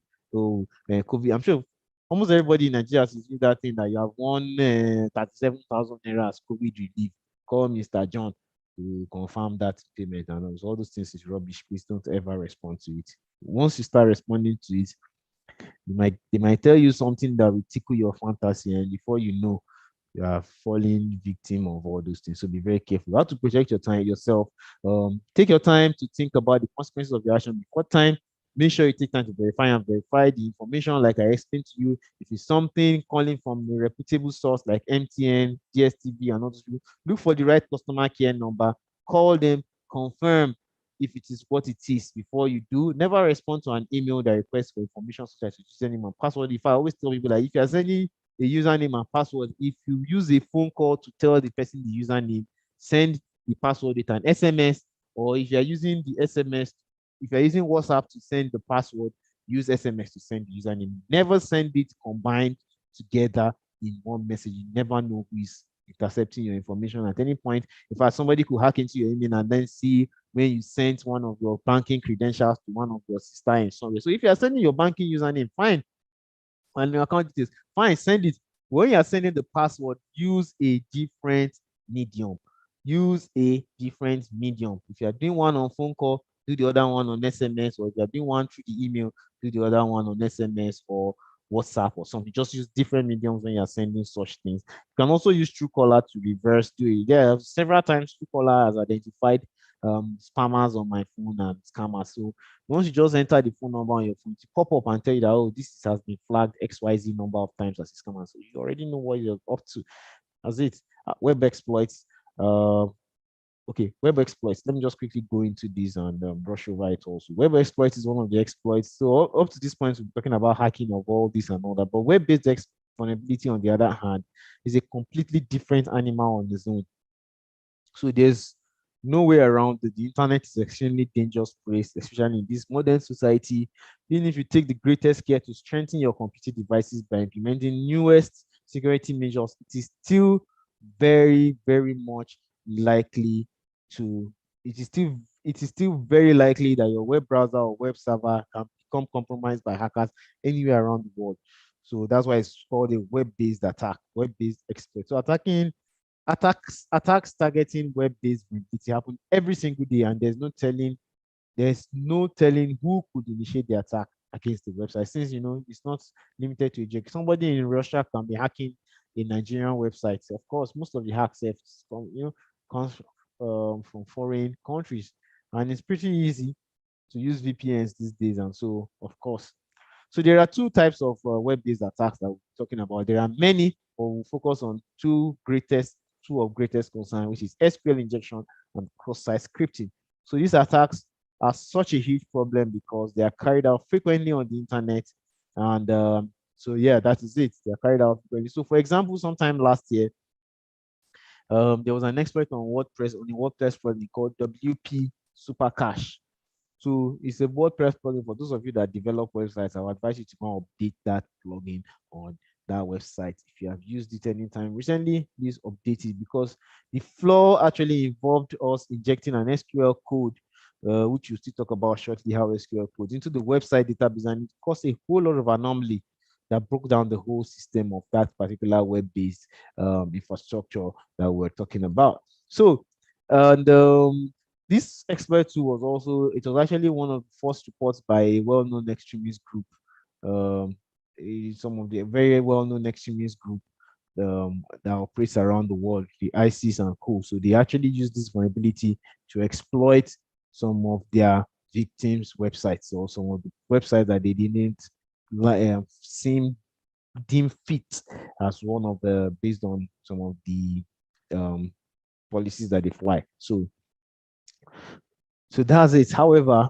um, there's always a white hat approach also to this, and understanding the white hat approach will help you a lot to secure your website. So let's just go quickly into what SQL injection is. So first, we'll begin with a brief description of SQL software, which means SQL. It means structured query language. S for structure, Q for query, and L for language. And it is it's a high level language that is used to communicate with databases, and it helps application developers and websites install, update, and delete information in databases.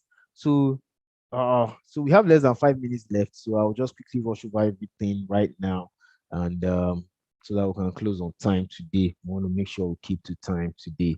So yeah. So one thing about this is that any quick developer will always sanitize his websites to make sure that data that is entered is what he needs.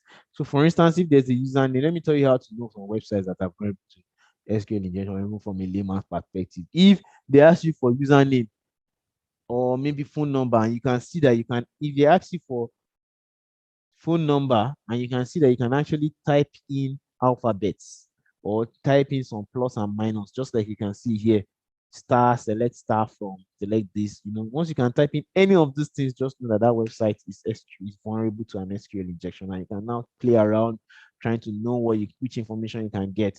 So one thing that developers forget to do is to sanitize. So if they had sanitized it, it will drop every query that does not resemble what they want of the website. So for instance, like the example I gave, instead of entering phone number, they're entering into an alphabet, that kind of thing. And it allows you, phone number is 0 to 9, and then you're able to enter ABC to Z or something. Then just know that that website is vulnerable. You're able to enter some special characters like plus, minus, equals to another. Then just know that that website is vulnerable to SQL injection. Next one is cross-site scripting.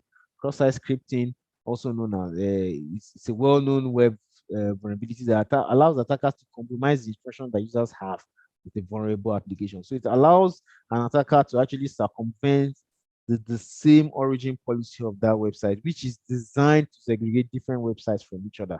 But now, this cross-site scripting vulnerability normally allows an attacker to masquerade as the victim user.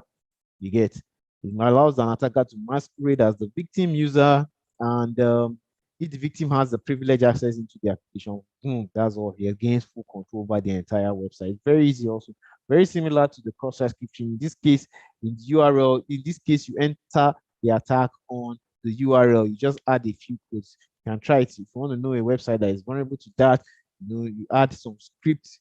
You add There's this you add the script tag to the beginning and the script tag to the end, and then see what the website pulls out to you. You might try that later also. So you just manipulate. There's actually a JavaScript. It returns the JavaScript to the user, and then from there you can manipulate what you want to manipulate on the browser. So just do a little bit. So what are the types of cross-site scripting attacks? You have the reflected attack, which is one of the simplest ways that this can be carried out. We have the cross-site type, and then we have the DOM-based attack.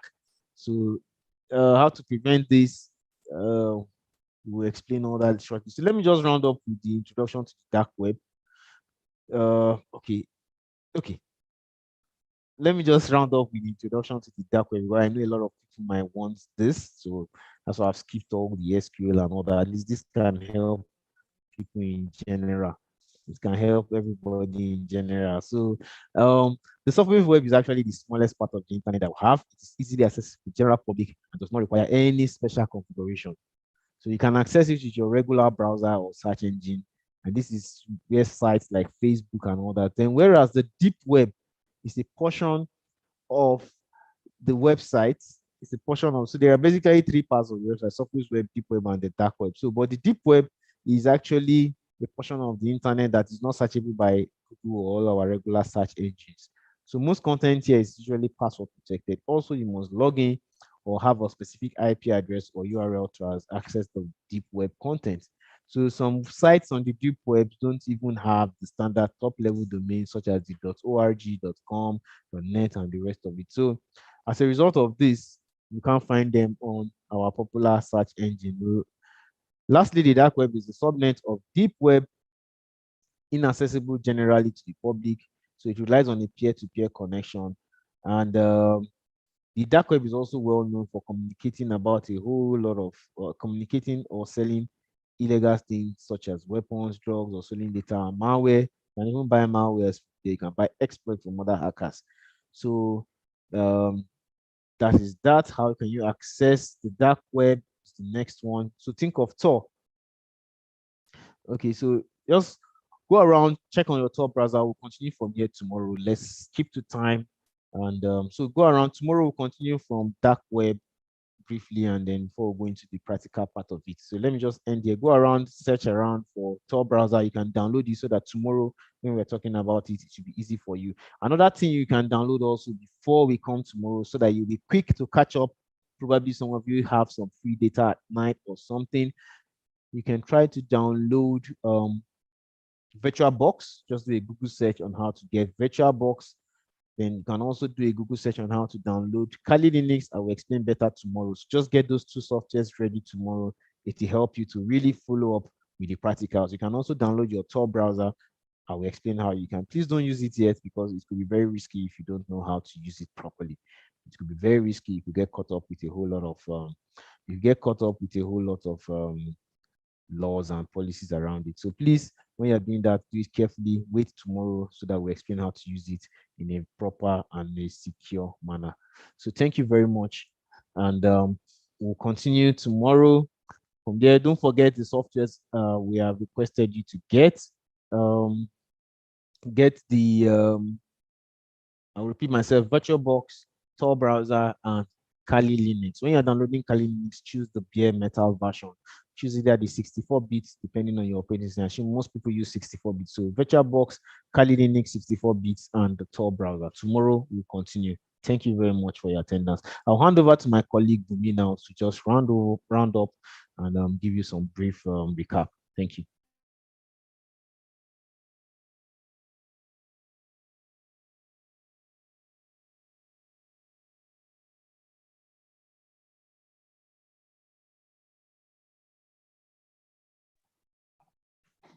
All right, thank you all for being a part of today's training session. I'm sure we had an exceptional time learning all that we learned today.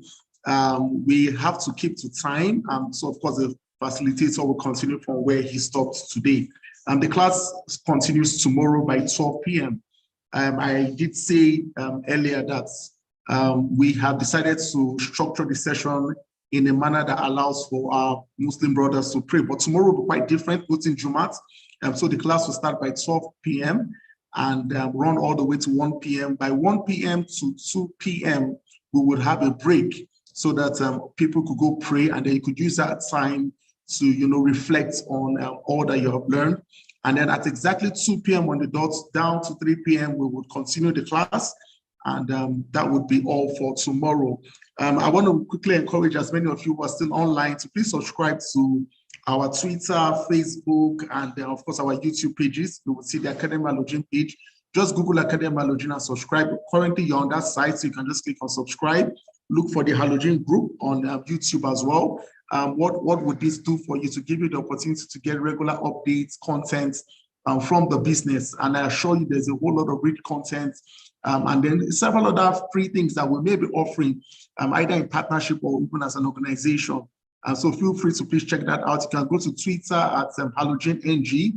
You would see our Twitter page, Instagram at Halogen Group, LinkedIn Halogen Group as well. So please just search through, and then as many of you that can still hear me, please like, share, subscribe, right?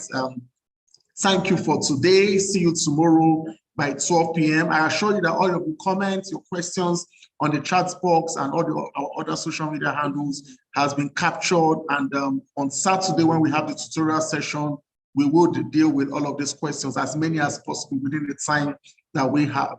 Do enjoy the rest of your day, everyone. See you tomorrow by 12 p.m.